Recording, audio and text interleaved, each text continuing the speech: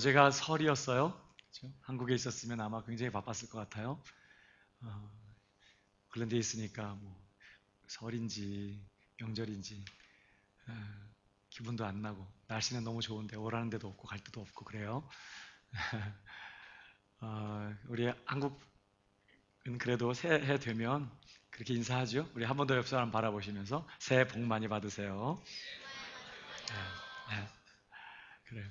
새해 되면 역시 복 많이가 최고입니다. 복 많이. 복 많이 받으라고 막 복 많이. 아, 오늘 우리가 창세기 49장에 있는 말씀을 잠깐 몇 구절 봤는데요. 어, 야곱이 죽기 직전에 자기 12아들들에게 했던 축복의 말씀드립니다. 야곱이 죽기 전에 아들들 한 사람 한 사람을 축복했어요.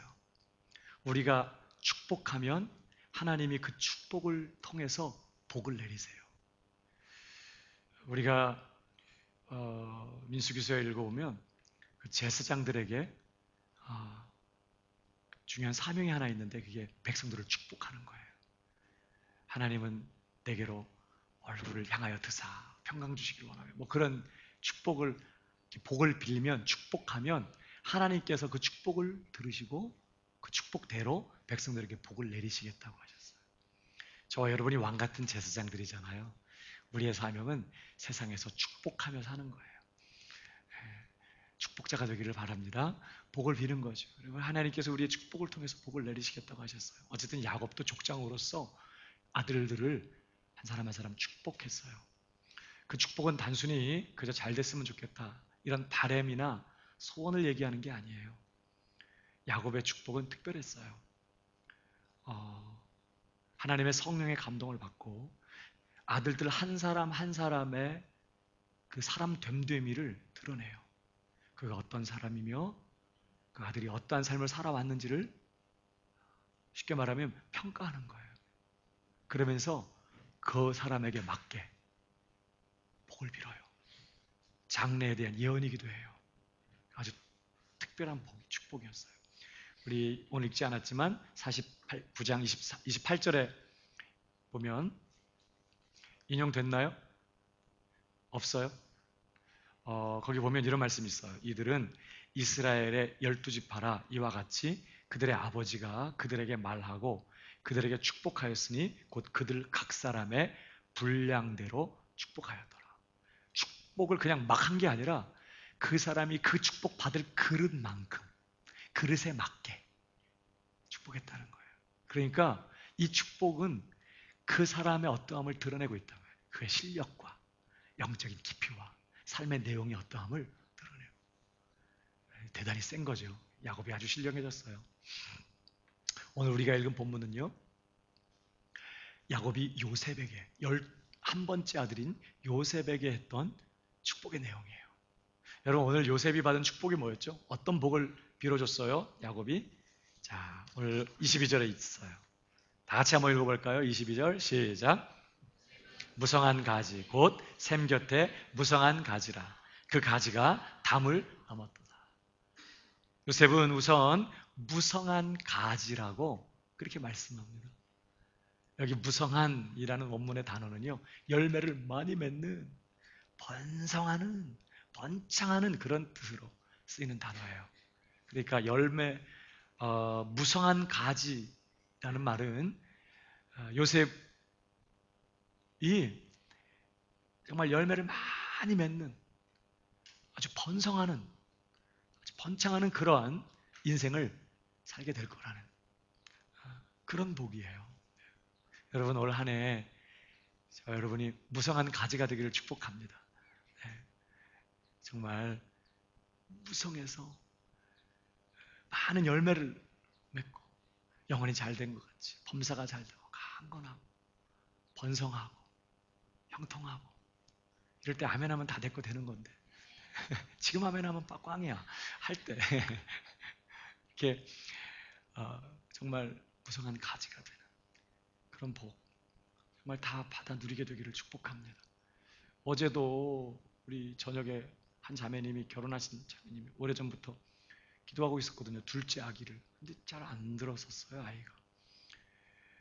어제 카톡이 왔어요. 목사님, 둘째 아이 생겼다고 너무 감사하다고 하면서 막 카톡 보낸 거예요. 저도 너무 감사했죠. 담임 목사로서. 교회가 부흥하고 있어요. 유아부가 부흥하고 올해도 아주 많이 태어날 정말 그런 상황이에요, 지금. 육신적으로도 그렇게 이 당시에는 자녀들이 많아지는 것이 굉장히 큰 복의 어떤 내용 중이에요. 어쨌든 이것이 영적으로도 번성하고 하나님의 도우심과 은혜로 번창하고 그렇게 흥황하는 그런 복, 무성한 가지. 이 복이 정말 우리 광명교회, 우리 청년들에게, 우리 모든 성도들에게 있기를 주님의 이름으로 축복합니다. 근데 중요한 건요, 무성한 가지인데 무슨 무성한 가지냐? 오늘 본문에 보니까 그 가지가 담을 넘어갔다고 그래요. 담을 넘어가는 가지라고 말해요. 여러분, 담을 넘어갔다는 말이 뭐예요? 하나님이 요셉에게 주신 그 복이 요셉에게만 머물러 있지 않고 그 복이 요셉이라는 바운더리를 넘어가는 것이 다른 사람에게로, 다른 지파에게로, 다른 민족에게로 그 복이 흘러가는 것입니다. 요셉이 맺는 그 풍성한 열매들이 하나님의 은혜와 도우심과 그 복주심으로 말미암은 그의 그 윤택함과 그의 복됨이 주변의 사람들에게로 흘러가서 그 사람들을 덩달아 윤택하게 하고 복되게 하는 그러한 삶이라는 거예요. 담을 넘어가는. 그러니까 요셉이 받은 복으로 인해서 주변의 사람들이 동일하게 하나님의 복을 받아 누리게 되는 거예요. 어떤 사람은 그 잘나고 그 잘된 것 때문에 주변 사람들이 많이 불행해지는 경우가 있어요. 그 사람이 권력을 잡고 그 사람이 힘을 얻고 그 사람이 잘된 것 때문에 주변 사람들이 여러 고통을 당하거나 불행해지는 경우가 있어요. 그러나 이 담을 넘어가는 무성한 가지라는 말은 그 한 사람의 잘됨 때문에 주변의 사람들이 행복해지는 거예요. 그 사람의 정말 그 부유함 때문에 주변의 사람들이 복되게 되는 그러한 것을 말합니다. 사랑하는 여러분, 요셉이요 그런 사람이었어요. 그가 받은 복이 주변의 사람들을 유택하게 만들어. 그가 애굽의 보디발의 집에 노예로 팔려갔을 때는 요셉 때문에 그 집이 복을 받아요. 하나님의 복을. 그가 감옥에 들어가니까 이번에는 감옥에 있는 사람들이 하나님의 위로와 격려를 경험해요. 그가 애굽의 총리가 되니까 이번에는 하나님의 복이 애굽에 임해 무시무시한 대재앙에서 건짐을 받고 애굽이 하나님의 복을 경험해요.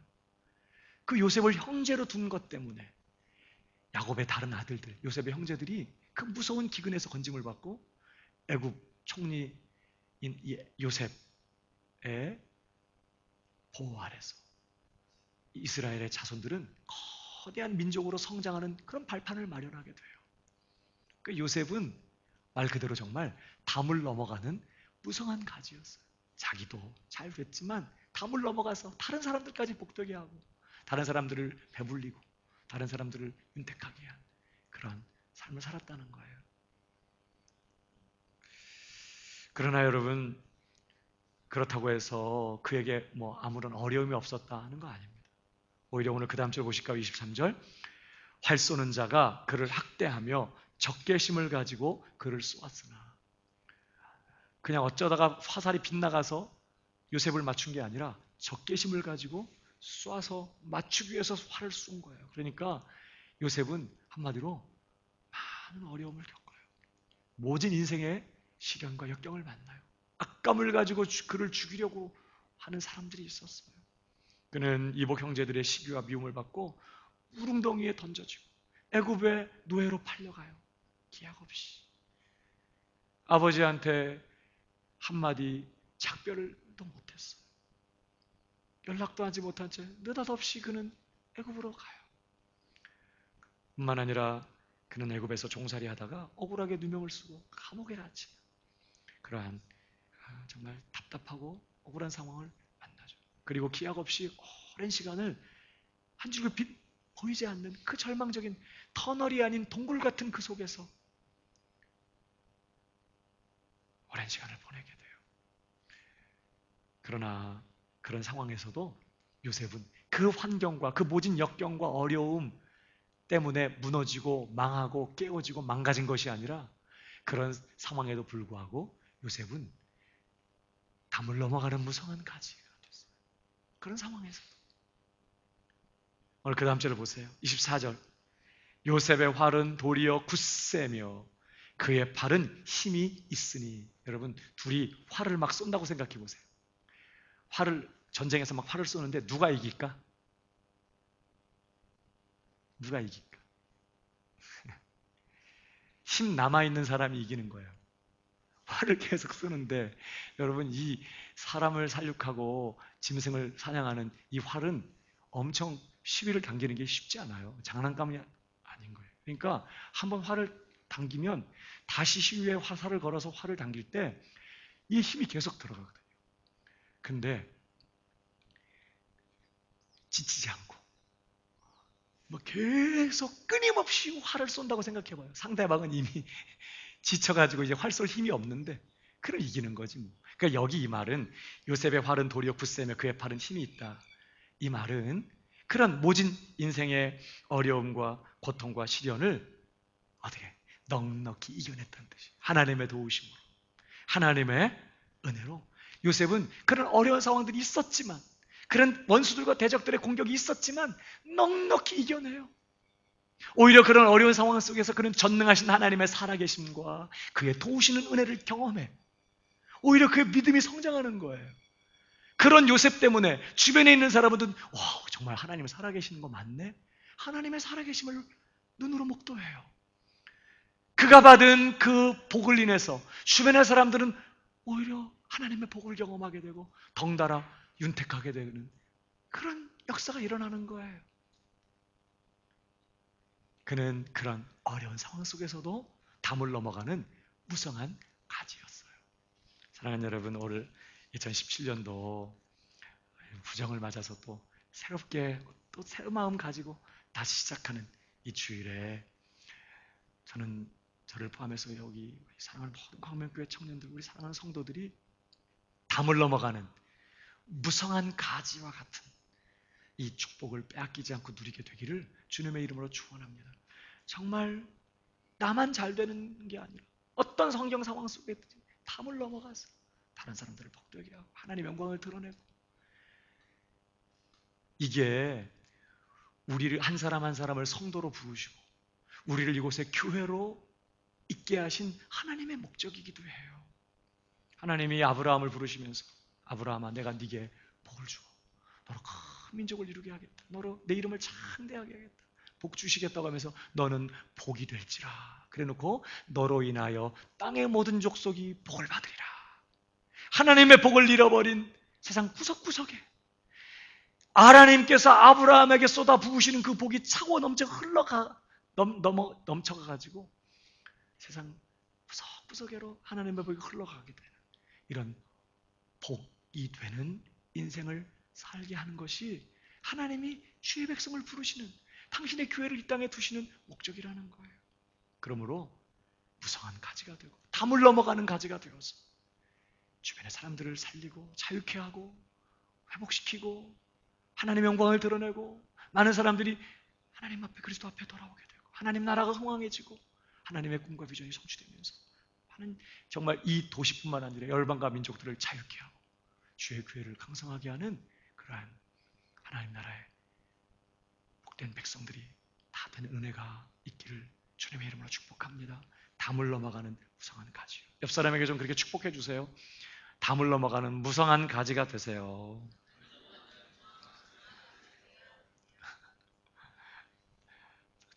자다가 갑자기 일어나가지고 참 여러 가지 한다. 먼 가지.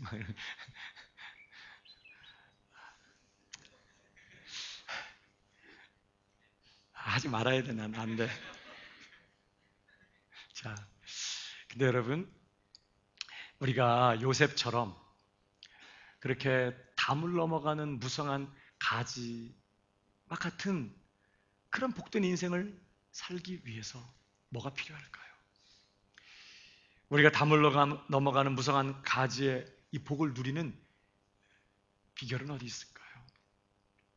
도대체 요셉이라는 사람은 어떠한 사람이었길래 이런 축복을 받는 것입니까? 오늘 본문이 우리에게 가르쳐줘요. 요셉이 담을 넘어가는 무성한 가지의 이 복을 받고 그것을 누릴 수 있었던 그 이유를 설명해 줍니다. 다시 보세요. 22절. 요셉은 무성한 가지 곧 샘 곁에 무성한 가지라. 그 가지가 담을 넘었다. 그러니까 그가 너무 무성해서 담을 넘어갈 수 있었던 이유는 그가 어디 곁에 있었어요? 샘 곁에 있었다. 그는 이 샘 곁에 머물렀어. 일평생 그 샘을 떠나지 않아요. 그 샘 깊은 곳에 뿌리를 내려요, 인생에. 그리고 끊임없이 이 마르지 않는 샘으로부터 공급받은 거예요. 그의 인생은 담을 넘어가는 무성한 가지가 됐어요. 여러분, 여기 담을 넘어가는 무성한 가지가 요셉을 의미한다면 이 샘은 누구를 의미할까요? 하나님을 의미해요. 다음 줄을 보실까요? 24절. 요셉의 발은 도리어 굳세며 그의 팔은 힘이 있으니 이는 야곱의 전능자 이스라엘의 반석인 목자의 손을 힘입음이라. 네 아버지의 하나님께로 말미암나니 그가 너를 도우실 것이요 전능자로 말미암나니 그가 네게 복을 주실 것이라 그랬어요. 그러니까 이 셈이 바로 누구예요? 하나님이세요. 전능하신 하나님. 그러니까 요셉은 그 하나님 곁에 늘 거했다는 거예요. 하나님 곁에 늘 머물렀어. 그 하나님을 결코 떠나지 아니하고 그 하나님 곁에 머물며 그 하나님 안에 자신의 인생의 닻을 내리고 뿌리를 내리고 그 하나님 붙들고 살았다는 거예요. 그럴 때 하나님은 그런 요셉에게 마르지 않는 샘이 되어주셨어요. 그래서 비록 고난, 도전, 위기 있었지만 어려움이 많았지만 그런 어려움에도 불구하고 그 어려움 때문에 무너지고 망한 것이 아니라 오히려 그런 어려움 속에서도 그는 담을 넘어가는 무성한 가지와 같은 복된 인생을 살았던 거예요. 바로 그 하나님, 마르지 않는 샘 되시는 그 하나님이 이유였고 바로 그 샘 곁에 요셉이 머물렀다는 거예요. 저는 올 한 해 여러분이 여전히 우리에게도 생수의 근원이 되시는 그 유일하시고 영원하신 그 샘 되시는 그 하나님 곁에 늘 머무는 우리 청년들이 다 되시기를 주님의 이름으로 축복합니다. 네. 우리 여기 계신 우리 나이 드신 우리 전사님, 집사님도 다 청년이세요. 여기 오면 올 한 해 정말 그 하나님 곁에 머물면서 그 하나님에게 내 인생의 닻을 내리고 그 하나님 곁에 사는 거죠. 여러분, 그럼 좀 더 구체적으로요. 그 하나님 곁에 거하는 삶은 어떤 삶입니까? 물론 요셉이 하나님을 의지하고 믿고 하나님 섬기고 하나님 순종하면서 그렇게 살았다는 것을 말하는데 좀 더 구체적으로요. 그 하나님 곁에 거하는 삶, 샘 되시는 하나님 곁에 머무는 삶은 어떤 삶일까? 오늘 야곱은 요셉을 축복하면서 그 샘 곁에 거하는 삶이 어떤 삶인지를 우리에게 소개하기 위해서 하나님이, 그 샘 되시는 하나님이 어떤 분인지를 우리에게 가르쳐줘요. 24절 다시 봐요. 이걸 통해서 야곱은요, 샘 되시는 하나님 곁에 거하는 삶이 어떤 삶인지를 보여주고 있는데, 자, 24절 다시 보세요. 요셉의 발은 도리어 굳세며 그의 팔은 힘이 있으니 이는 야곱의 전능자 이스라엘의 반석인 목자의 손을 힘입음이라. 그의 도우심을 받았음이라. 이런 뜻이죠. 하나님을 세 단어로 소개하고 있어요. 첫 번째는 뭐예요? 야곱의 전능자. 두 번째는 이스라엘의 반석. 세 번째는 이스라엘의 목자. 그러니까 요셉이 늘 거했던, 곁에 머물렀던 그 샘 되시는 하나님이 어떤 분이냐? 야곱의 전능자, 이스라엘의 반석, 이스라엘의 목자라는 거예요. 그런 샘, 그런 하나님 곁에 요셉이 머물렀대요. 자, 우선 우리는 이걸 통해서 요셉이 어떤 삶을 살았구나 하는 걸 추측하게 되는데, 자, 우선 첫 번째, 그 셈 되시는 하나님은 어떤 하나님? 야곱의 전능자. 야곱의 전능자. 여러분, 야곱이 이스라엘 되기 전에 불려졌던 그 이름이에요. 야곱. 뜻은 발뒤꿈치를 잡는 자예요. 씨름을 하는데 정당하게 힘으로, 물론 지금의 여러 기술이 있지만 옛날로 하면 씨름을 하는데 정당하게 넘어뜨릴 수 있는 힘이 없으니까 발뒤꿈치를 채서, 쉽게 말하면 속여서, 기만해서 넘어뜨리는 그런 이미지를 갖는 뜻이에요. 이 발뒤꿈치를 잡는다라는 뜻이. 그러니까 속여 먹는 자, 실력이 안 돼서 등쳐먹는 자, 이런 뜻. 좋다 안 좋다, 아주 안 좋은 이름이에요. 애 낳는데 송사기꾼, 이렇게 지금 그 야곱이 그런 뜻이에요. 그러니까 사실은 폼 안 나는 그의 연약함, 그의 허물, 그의 어떤 못남을 여과 없이 드러내는 그런 이름이에요. 근데 오늘 야곱은 하나님을 소개하면서 이스라엘의 전능자, 이름 얼마나 폼이 나. 이스라엘의 전능자. 근데 오늘 야곱은 하나님을 소개할 때 뭐라고 소개해요? 야곱의 전능자. 또 하나님도 당신이 그렇게 야곱의 하나님 혹은 야곱의 전능자로 불려주시는 것을 아주 영광스럽게 생각하셨어요. 기쁘게 생각하셨어요. 무슨 말이죠? 야곱의 전능자. 야곱은 그의 연약한 본성 안에서 실수하고 실패하는 인생을 살아요. 죄 짓고. 그래서 그의 연약함 때문에 그의 인생은 그래서 결론 망할 수밖에 없었고 다른 많은 사람들을 죽일 수밖에 없었던 그런 인생이었어요. 그런데 바로 그런 연약한 야곱을 하나님이, 전능하신 하나님이 도우셨다는 뜻이에요. 그러니까 야곱의 전능자라는 뜻은 도우시는 하나님이라는 뜻이 거기 담겨져 있어요. 전능한 하나님이 야곱을 도우셔. 그가 아버지를 속이고 형 속이고 장자의 축복을 가로채죠. 그리고 자기를 죽이려고 하는 형의 낯을 피해서 외삼촌 집으로 도망을 가요. 얼마나 두려움을 가지고 도망을 쳤는데 쉬지도 못하고 달려가다가 베들이라는 곳에 쓰러져서 깊은 잠에 빠졌을 때 하나님이 바로 그 야곱, 그 속여먹고 도망치는 그 야곱에게 나타나요.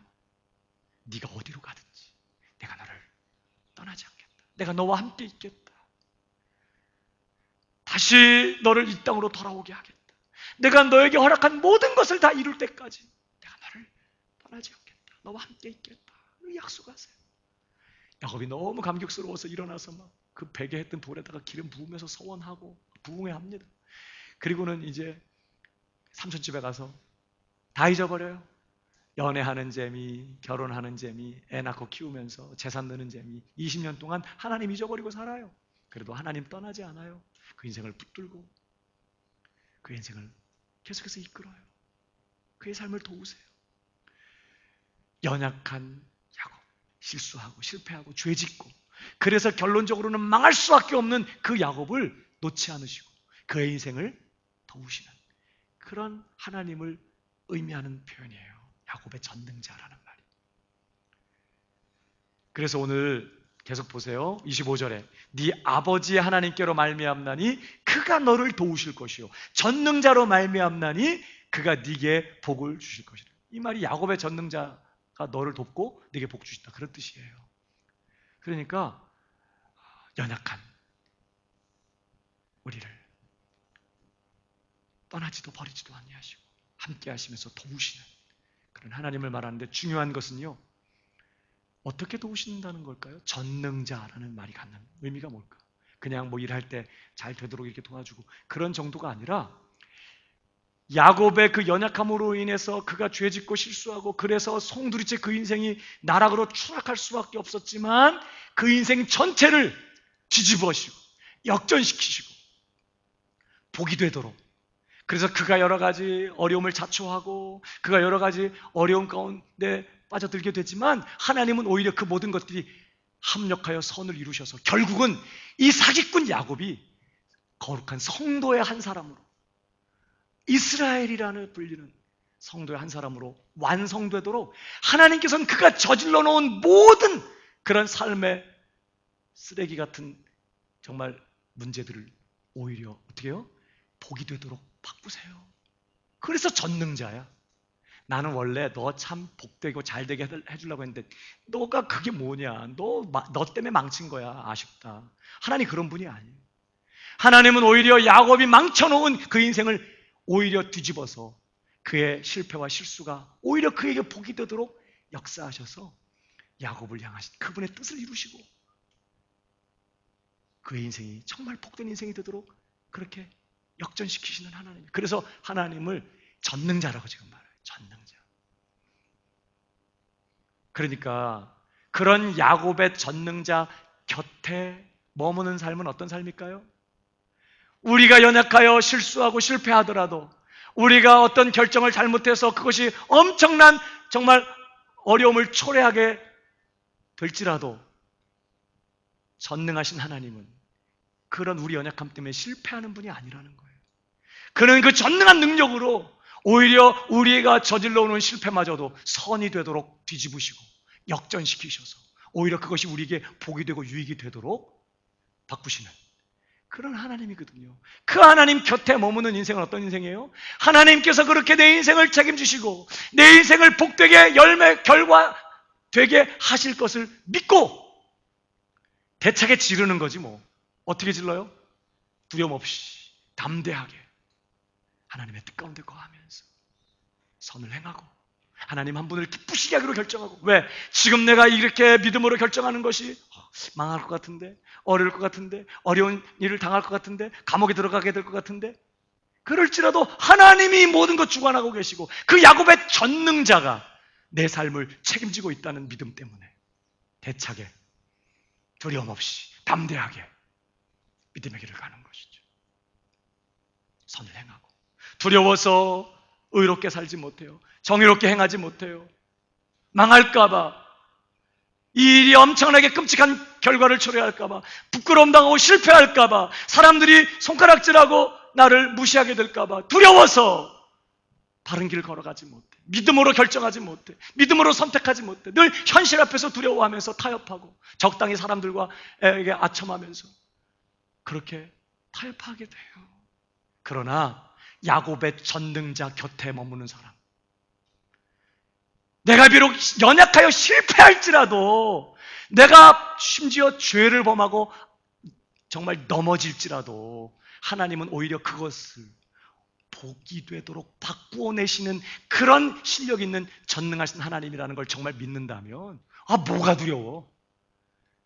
뒷책임 하나님 져주실 거니까 대차게 믿음으로 저지르는 거지 뭐. 아멘이신가요? 그 하나님이 책임져 주실 줄 믿고 결과에 연연하지 말고 믿음으로 선택하고 믿음으로 결정하고 끝까지 선을 행하고 하나님의 뜻 가운데 행하면서 오직 하나님 한 분만 기쁘시게 하겠다고 결정하고 어리석고 미련하게 보이는 십자가의 길을 걸어가는 거예요. 그 하나님이 책임질 거니까.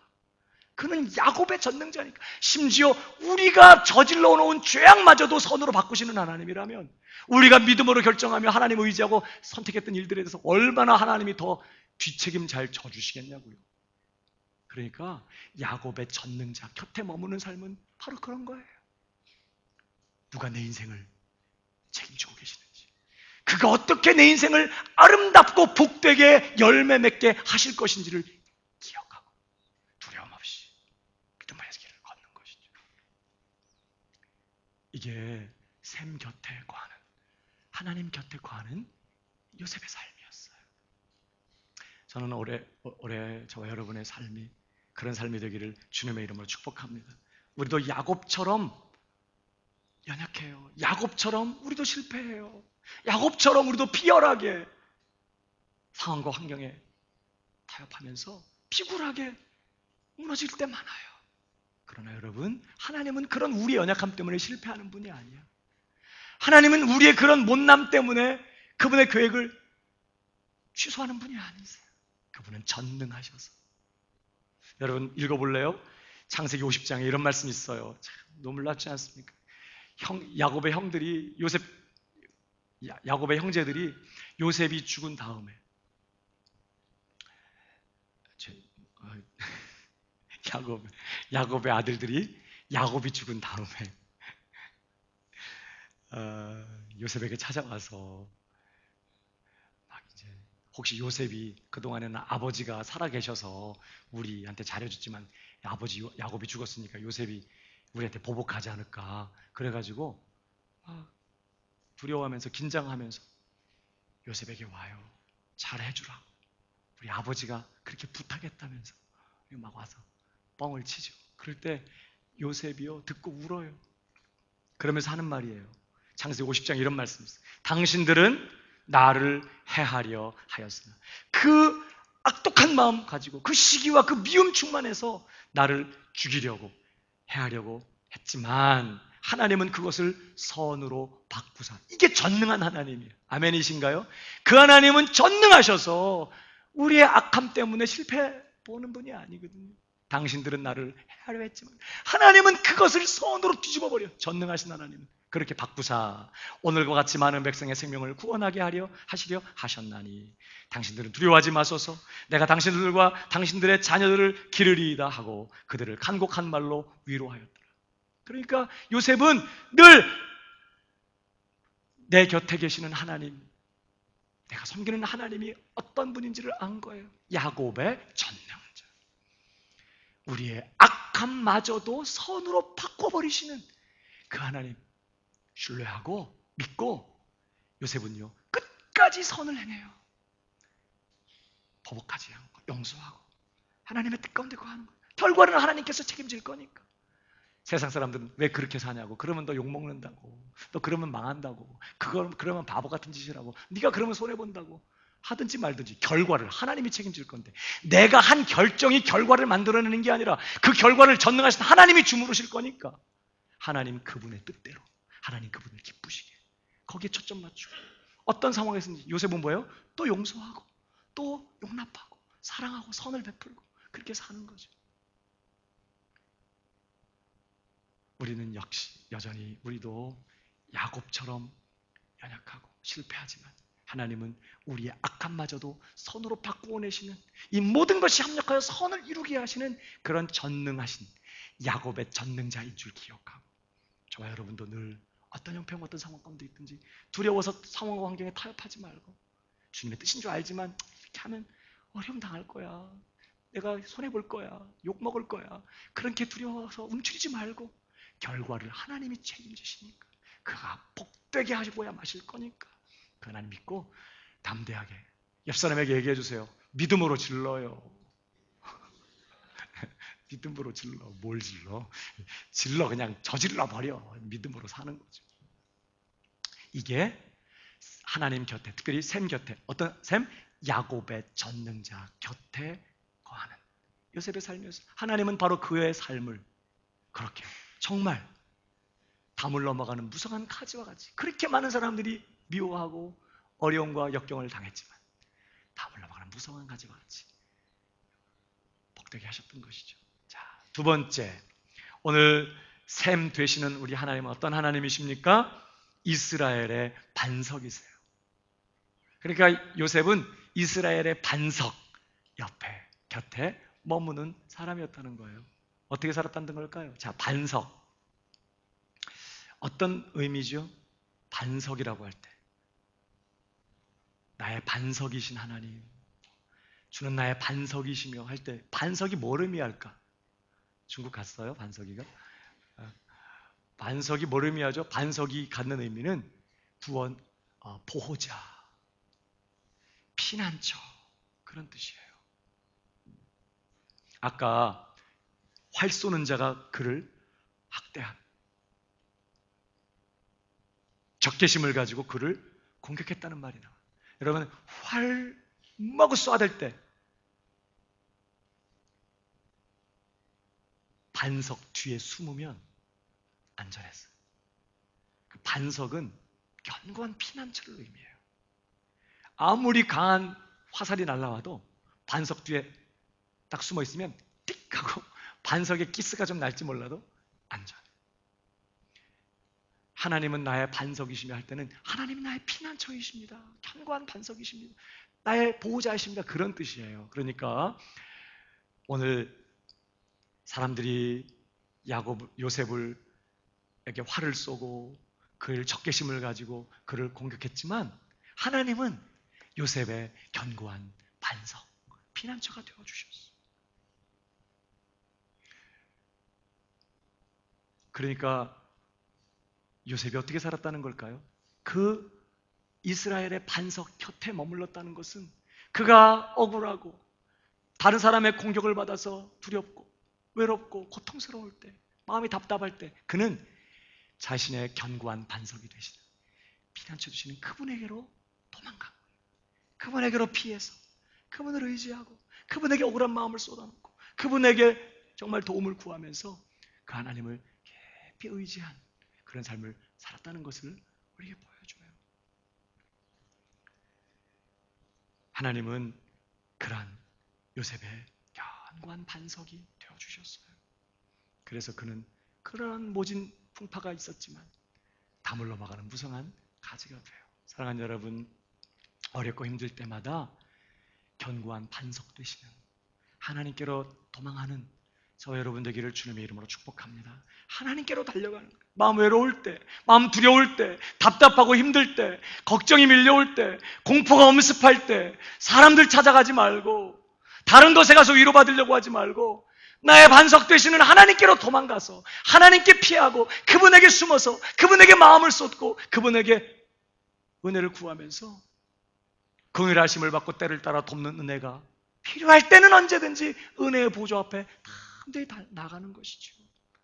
아무것도 염려하지 말고 모든 일에 기도와 간구로 너희 구할 것을 감사함으로 하나님께 아뢰라 그랬어요. 그런 삶을 사는 걸 말해요. 하나님을 나의 반석으로 모시고 그 곁에 머무는 삶은 그렇게 저쪽으로 하나님께 피하고 하나님께 맡기고 하나님께 구하고. 여러분, 내가 산을 향하여 눈을 들리라. 나의 도움이 어디서 올꼬? 나의 도움이 천지를 지으신 여호와에게서로다. 그런 고백이 있어요, 시편에. 아니, 산을 향하여 눈을 드는 거하고 도움이 하나님께로 온다는 게 무슨 연결이에요? 여러분, 무슨 뜻일까요? 그 산, 저 큰 산은 어제도 있었고 작년에도 있었고 우리 아버지 때에도 저 산은 저기 있었고 우리 할아버지 때도 저 산은 저기 있었어. 항상 그 자리에 산이 있어요. 그런 것처럼 하나님도 항상 거기 계세요. 우리가 어떤 형편에 있든지 어떤 상황 가운데 있든지 하나님은 항상 견고한 산처럼 거기에 딱 계시면서 늘 그리로 달려가는 사람의 견고한 피난처가 되시는 분이세요.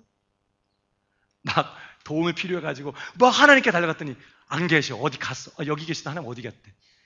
막 하나님 찾아야 되고 오늘 어디 간 거야? 막 그럴 일 없다는 거예요. 산처럼 요동하지, 움직이지 않아요. 변함이 없어. 늘 달려가면 거기 계세요. 늘 무릎 꿇으면 응답하시고 어떤 처지에 있든지 어떤 형편과 어떤 상황 가운데 있든지 달려가면 응답하시고 품어주시고 숨겨주시고 위로하시고 싸매시고 가장 좋은 곳으로 내 삶에 허락하시는 그 하나님께서요. 그러니까 요셉이 늘 그 하나님 곁에 머물면서 늘 그분에게 피했어요. 그분에게 도움을 구하고 부르짖고 그러다가 요셉이 얼마나 하나님하고 친해졌는지 몰라. 그래갖고 왜 지난번에도 말씀드린 것처럼 감옥에서 두 관원장이 왜 꿈꾸고 뜻이 뭔지 몰라갖고 막 헷갈려하고 막 불안해하고 할 때 왜 그러냐? 우리가 꿈 꿨다.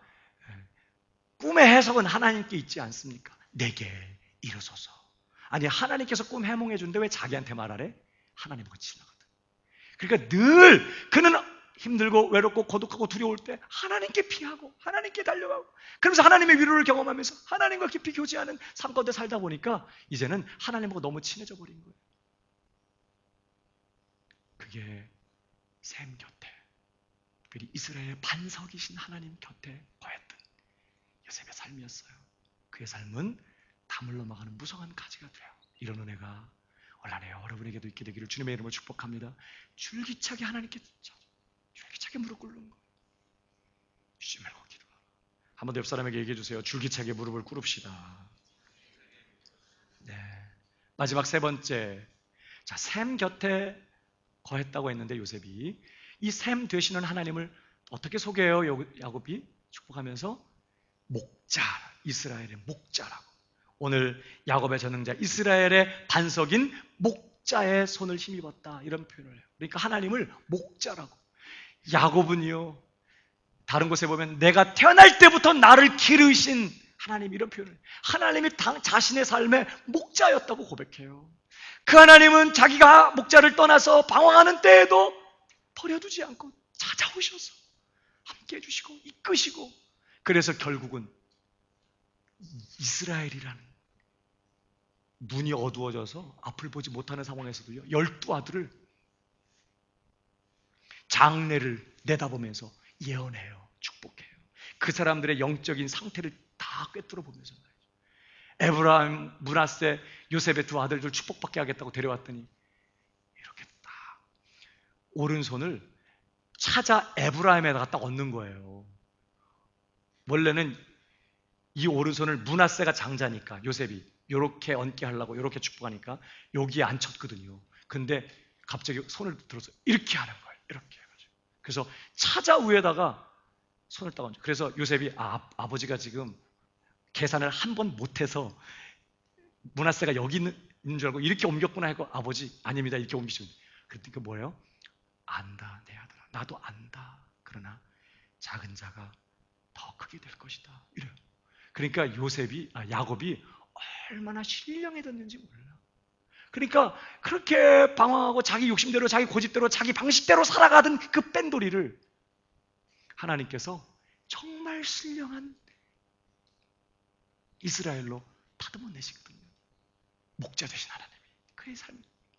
요즘은 성경을 읽지만 그 당시에는 모세 오경이 기록되기 전까지는 다 구전으로, 아브라함은 자기를 만나시고 약속하신 하나님의 이야기를 이삭에게 막 해주고, 손주가 태어나면 손주들에게 또 막 해주고, 또 이삭은요 또 자기 아버지에게 들었고 자기 삶에 역사하셨던 그 하나님의 이야기를 또 자기 자식들에게 막 얘기하고, 그렇게 구전하는 방식으로 성경이 전해졌거든요. 요셉도 아버지, 할아버지에게 들었던 이야기, 또 아버지를 통해서 들었던 그 아버지 삶에 역사했던 그 목자 되시는 하나님의 이야기를 듣는 거예요.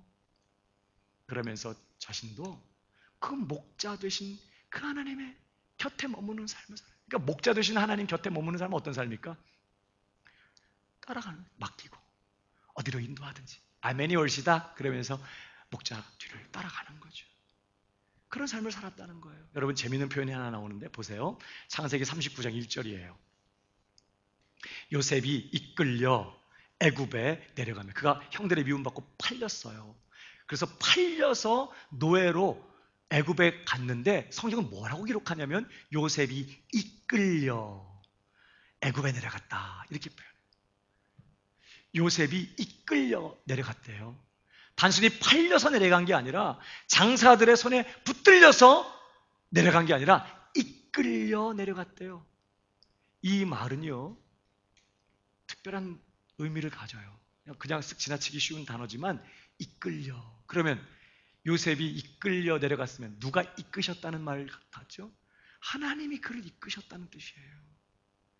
요셉이 왜 애굽의 바로의 친위대장인 보디발의 집에 가서도 그가 낙심하지 않고 절망하지 않고 자기 삶을 비관하지 않고 거기서도 의외로 당당하게, 거기서도 그렇게 충성스럽게 사는지 아십니까?